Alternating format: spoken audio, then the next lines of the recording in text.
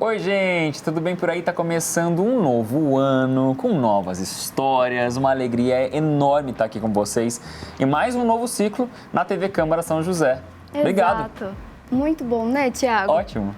Sejam muito bem-vindos, muito bem-vindas ao Conexão Cultura, programa que promete continuar te conectando à cultura da nossa cidade durante 2024. E para começar da melhor maneira possível, é claro que a gente trouxe uma surpresa para vocês, começando novas histórias em 2024 com contação de histórias. O estúdio do Conexão vai virar palco para Gisele Franco e para o Alessandro Ferreira, dupla muito especial de atores que vai fazer a gente mergulhar no mundo da imaginação.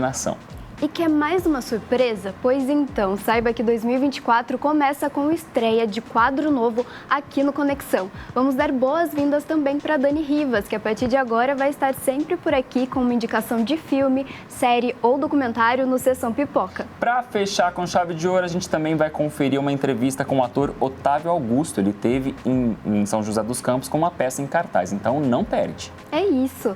Sem mais demora, vem com a gente conhecer, celebrar e participar da cultura da cidade.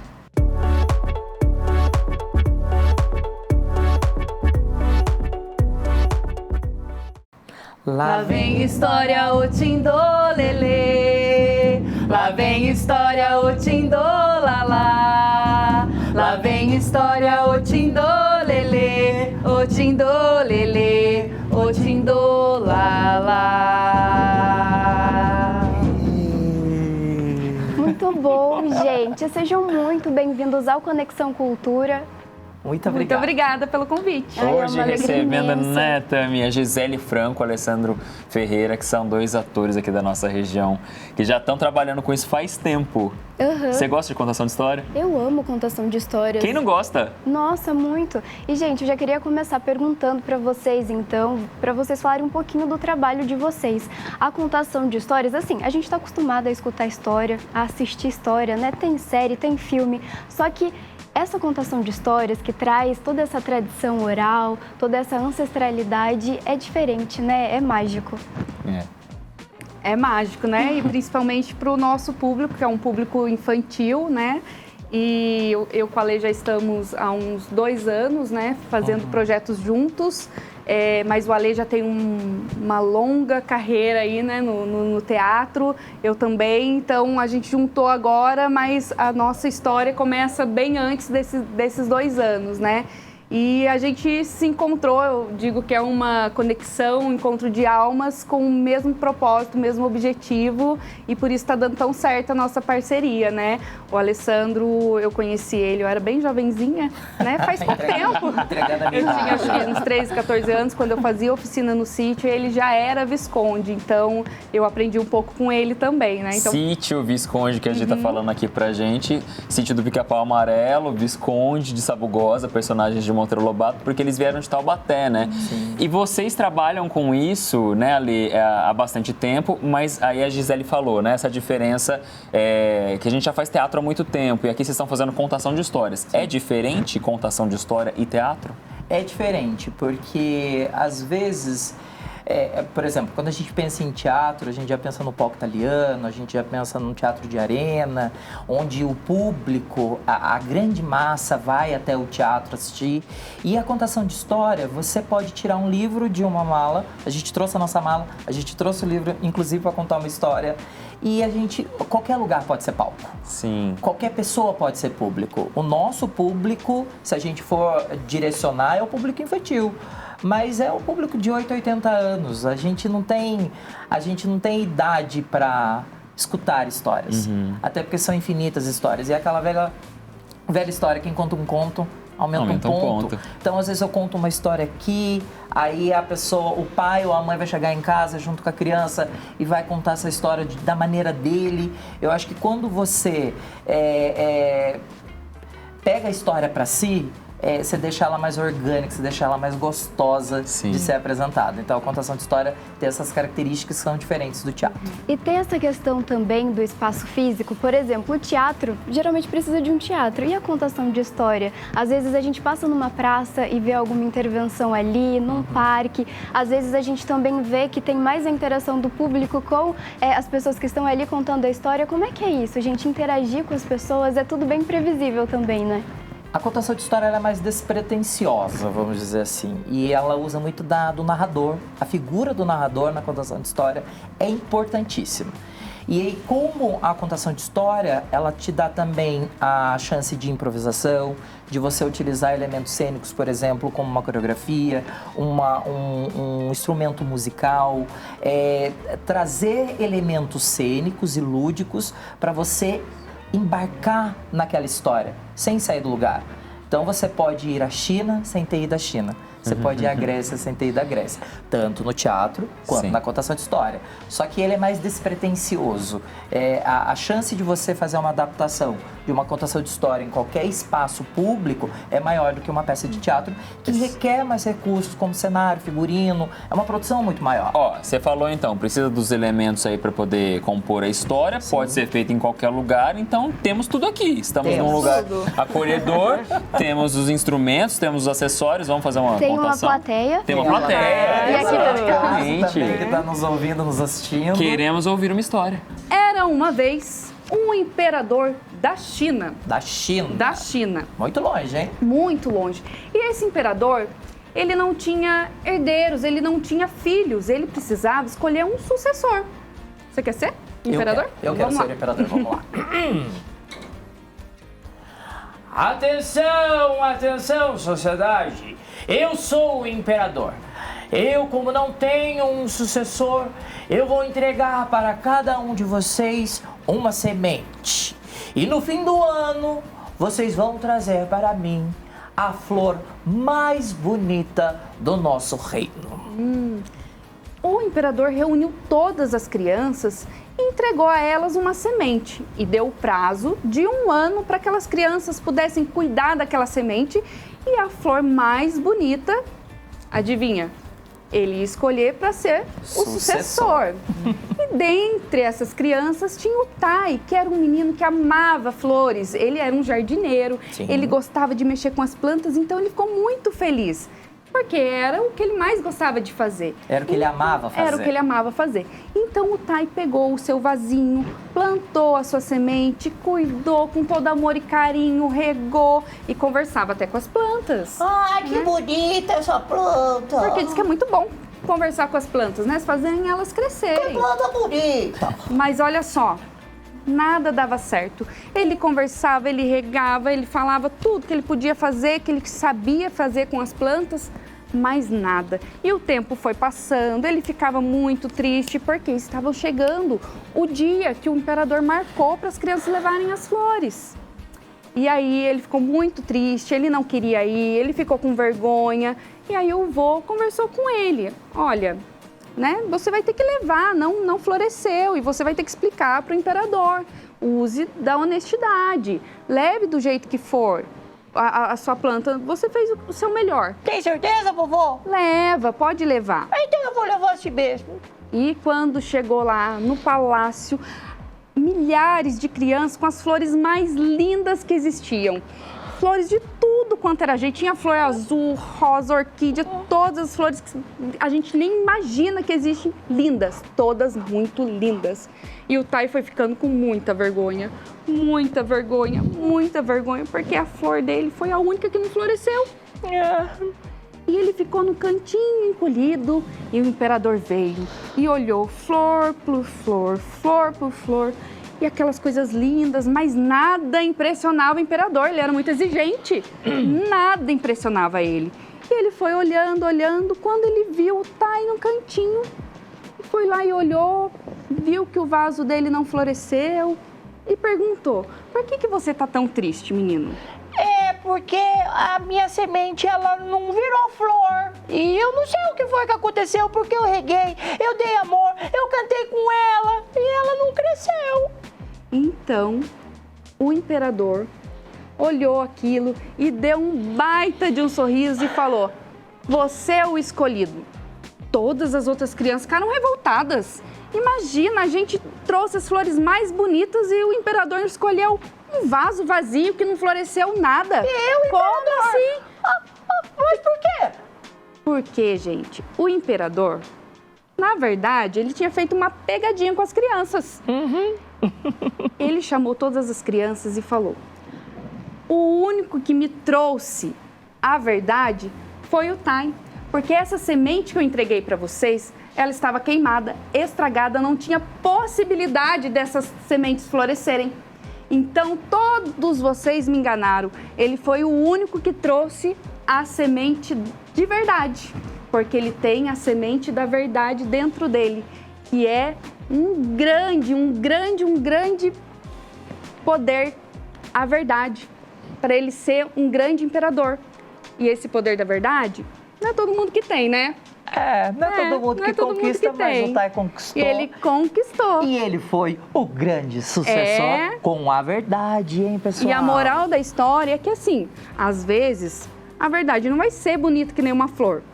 Mas a gente precisa ter coragem, encarar de frente para poder aceitar novos desafios, e conquistar tudo que a gente precisa, com a verdade. Com a verdade. E essa foi mais uma história que entrou por uma porta e saiu pela outra. E quem quiser, que conte outra!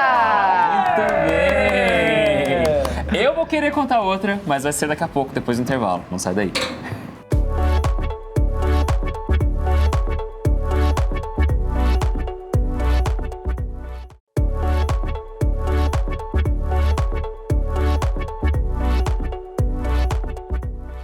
De volta com o Conexão Cultura e o programa hoje está incrível. A gente está com contadores de histórias. Eles já contaram uma história pra gente, eles vão contar muito mais coisas. Mas antes, Thiago, você foi ao teatro, não foi? Isso, vamos mudar de contação de história para o teatro um pouquinho. O ator Otávio Augusto esteve aqui em São José dos Campos. Ele está comemorando 60 anos de carreira com a peça A Tropa. E eu fui lá conversar com ele, olha só. Se você consome cultura com assiduidade em São José dos Campos, você com certeza já viu esses dois caras no palco da cidade. Tô falando aqui com o Daniel Marano e, claro, com o Otávio Augusto, dois atores da peça A Tropa, que está sendo apresentada pela segunda vez em São José dos Campos. Otávio, conta um pouquinho do espetáculo pra gente. Olha, o espetáculo, nós nos surpreendemos a partir do público. Porque era um espetáculo forte e tal, engraçado, dramático, conta a história de uma família, o pai doente no hospital e os filhos vão visitar. E aí começam a acontecer surpresas nessa discussão. Quando o autor escreveu a peça, Gustavo Pinheiro, ele teve uma sensibilidade muito aguda de captar como a sociedade brasileira estava naquele momento e como ela, que era o acirramento entre a polarização política do Brasil, só que ele, no momento onde isso ainda não era o cenário atual, quer dizer, a peça captou algo que estava por vir. Então a peça, a gente não esperava ficar 7 anos em cartaz com a peça, a gente não esperava vir a São José, aliás, é maravilhosa a cidade, pela segunda vez. Consumir teatro é incrível, mas se você assistiu televisão nas últimas décadas, certamente você viu esse cara aqui em várias produções, né? Rock Santeiro, Selva de Pedra, você já fez muita TV, mas eu quero te falar com você sobre o seu lado do teatro. Você tá em São José fazendo teatro, não TV, então vamos falar um pouquinho disso. Você começou ainda jovem, né, bem jovem, e você teve aquela experiência de viver o teatro oficina ali com o Zé Celso, que é uma experiência que poucos atores tiveram, mas quem teve diz que marcou. Pra ti, foi marcante também? Com certeza, e não foi uma experiência, foi uma coisa definitiva. Eu, através do Zé Celso, do Teatro Oficina, do Sr. Eugênio Kuznet, que era nosso professor e mestre lá na oficina, através deles é que eu entendi o que é o teatro. Eu digo que eu sou uma pessoa que aprendi. E como aprendi a fazer personagens, aprendi também como respeitar a profissão de ator, como jogar com essa profissão dentro da minha qualidade, dentro do meu caráter, dentro da minha vida, não é? Então, tudo isso faz de mim uma pessoa que eu acho apaixonada pelo teatro. E é uma arte que não se faz sozinho, mesmo num monólogo, por exemplo, sempre tem a pessoal da técnica ali, tem muita gente envolvida numa montagem. Então essa troca de experiências é uma coisa muito importante. Quero te perguntar sobre a troca que você, um ator jovem, tem com um ator bem experiente como é o Otávio. Como é que é essa troca de vocês no espetáculo? E na vida, né? Ele virou meu pai, né? É o meu pai, é o meu mestre, porque assim que eu saí da faculdade de teatro, eu tive a sorte de fazer uma audição e fazer a tropa. Então eu saí da faculdade e fui fazer uma pós-graduação com o Otávio, porque realmente é um ator, que eu digo sempre isso, um dos maiores atores da história do Brasil de todos os tempos. E eu também sou pesquisador de teatro, professor de história do teatro brasileiro, e eu sei do que eu estou falando. Trabalhar com o Otávio é realmente... Ele é quase um músico de jazz, né? Ele improvisa, ele é vivo, ele é surpreendente, ele renova o espetáculo a cada apresentação. E isso, para quem está começando, são as bases, né, do meu trabalho, do meu ofício, que eu vou levar para sempre. Também uma coisa fantástica do teatro, que se você está dando para o teatro tudo que você aprendeu, quer dizer, no meu caso, é uma coisa fantástica. Por isso que ele falou agora, eu só posso dar uma coisa que para mim é verdade, que é sincera, não é? E nós, em cena, temos que ter uma confiança um no outro como trapezista, sabe? Então, para mim, eu jogo com o teatro nesse nível. Então é isso. A dica é ser de verdade. Obrigado, gente, pela entrevista. Obrigado por estarem mais uma vez em São José dos Campos. Vamos aproveitar, gente. Vamos aproveitar e consumir a cultura da nossa cidade. E agora, de volta aqui para o nosso estúdio, conversando com Gisele e Alessandro, que são contadores de histórias. Vocês estavam contando pra gente que vocês já trabalham, né, há algum tempo juntos. E, gente, como é que vocês veem a cena da contação de histórias aqui em São José? Como é que é contar histórias, né, para as crianças, para os jovens, para os adultos aqui da cidade? Realmente, contação de história não tem idade, né? Nem para quem conta e nem para quem está ouvindo ou está assistindo.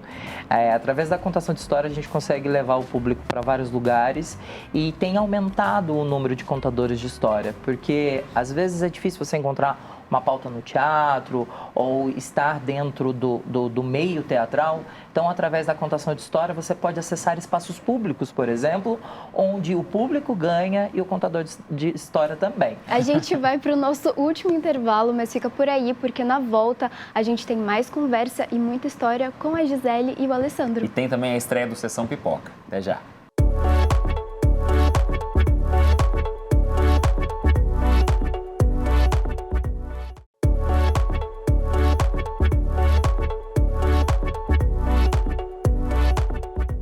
Lá vem o pato, patati patacolá, quen, quen. Lá vem o pato para ver o que há.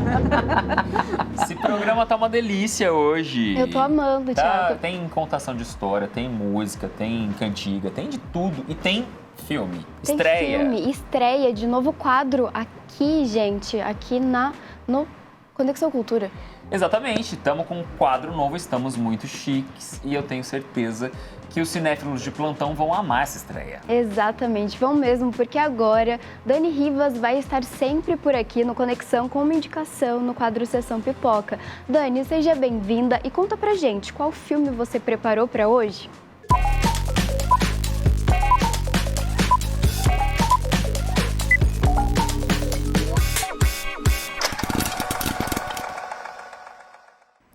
Oi, Tami e Titi, como vocês estão, hein? Tudo certinho? É um prazer estar no Conexão Cultura e aproveito para comunicar que a partir de hoje estarei com vocês toda semana para trazer dicas de filmes, séries, documentários. É o Sessão Pipoca dentro do Conexão. E eu já começo com uma pergunta. Vocês acreditam em sorte, que ela é determinante para as nossas conquistas? A gente sabe que tem de trabalhar duro, né? Fazer a nossa parte, mas será que essas ações são suficientes e a gente não precisa de um certo empurrãozinho do destino? Eu comecei toda reflexiva hoje, né? Não, mas tem um motivo. É para falar do filme Match Point, ou Ponto Final, traduzindo para o português. The man who said I'd rather be lucky than good saw deeply into life. Oh my God, it's huge. We're gonna get lost in here. Oh, look at you, man. See you. Yeah, it looks like you're doing all right for yourself, aren't you? Thanks. I got married. Very nice. Family's got nothing but money. O Chris é professor de tênis num clube super exclusivo de Londres. E ele sabe muito bem o que quer, viu? Subir na vida, ter uma ascensão social. Aí ele conhece o Tom, um milionário, e ambos já fazem amizade rapidamente. O Chris cai nas graças da família dele, até se casa com a irmã do Tom. Pronto, conseguiu tudo o que queria, tá feito. Não é bem assim, gente, porque a vida, né? Ela prega algumas peças na gente. E as coisas começam a sair dos trilhos quando o Chris se apaixona pela Nola, a noiva de seu cunhado. Nola é interpretada nada mais, nada menos que pela maravilhosa e talentosíssima Scarlett Johansson. He saw me across the room and he honed in on me like a guided missile. Chris? There you are. Just say your phone number, please. Os dois se apaixonam e começam a ter um caso, mas o Chris, apesar de muito atraído por Nola, não está nada disposto a perder seus privilégios. Gente, esse filme te atrai e te envolve do início ao fim. É espetacular. You're gonna do very well for yourself, unless you blow it. And how am I going to blow it? By making a pass at me. So you are aware of your effect on men? I think I'd be something very special. And are you? Well, no one's ever asked for their money back. I don't think this was a good idea. You shouldn't have followed me here. Do you feel guilty? Do you? Are you having an affair? Of course I'm not. Don't be silly. O filme tem muitos diálogos, o que eu adoro, e é uma das características bem marcantes do Woody Allen, que é o diretor desse longa. Do you miss me? Are you mad calling me here? If you don't have the nerve to do it, I'll do it. So you're threatening me? If I don't do what you say, you're going to go to my wife. Hello? Who keeps calling? You have to protect me. My family, my marriage is at stake. You lied to me. You're a liar! You can learn to push the guilt under the rug and go on. Otherwise it overwhelms you. O Woody Allen, inclusive, divide opiniões no mundo cinematográfico. Alguns amam e outros já contestam suas obras. Eu confesso que eu fico no meio termo, acho sim ele um gênio do cinema, mas são poucas as produções que eu consigo compreender e me conectar profundamente. Mas Match Point é uma delas e, pra mim, é o melhor filme dele. Você encontra essa produção, gente, numa das mais conhecidas plataformas de streaming. Eu fico por aqui, mas fiquem ligados na programação da TV Câmara de São José dos Campos, porque semana que vem eu tô de volta com mais um Sessão Pipoca. Tchau, tchau!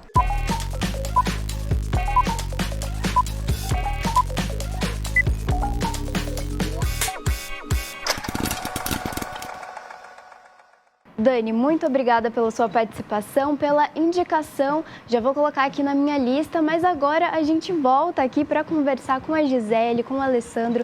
Eu já quero fazer uma pergunta para vocês. Assim, a gente está terminando o programa, mas eu quero mandar mais uma pergunta. E assim, gente, contar história é muito importante. E às vezes a gente vai perdendo esse hábito, né? Por exemplo, pais contando histórias para os filhos, professores contando histórias nas escolas.